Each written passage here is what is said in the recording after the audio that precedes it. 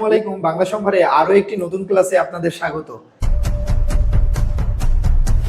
খুব গুরুত্বপূর্ণ অদ্ভুত শব্দটা ব্যতীত, অদ্ভুত শব্দ ব্যতীত, অদ্ভুত, এই অদ্ভুত শব্দটা ব্যতীত যত ভূত আছে, যত কি আছে, ভূত, যত ভূত, ভূষ, ভূমি, ভূত, ভূষ এবং কি ভূমি আছে, এই সকল সবগুলোতে কি ব্যবহার হবে?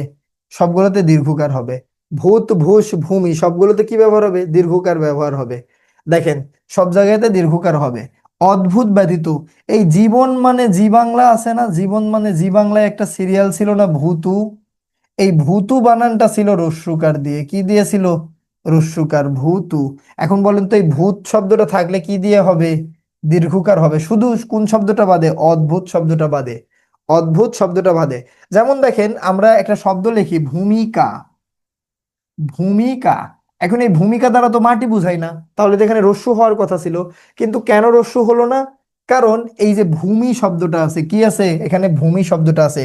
তেমনি ভাবে দেখেন, ভূতপূর্ব, উদ্ভূত, কিম্ভূত, প্রভূত, দ্রবীভূত, দূরীভূত, ভূমিকা, ভূষি, ভূষিত, ভূষণ, বাষ্পীভূত, পুঞ্জীভূত, ঘনীভূত।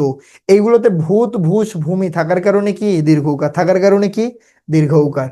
আশা করি আমি বুঝাইতে পেরেছি। এই পর্যন্ত বুঝতে পারছেন কিনা একটু জানান।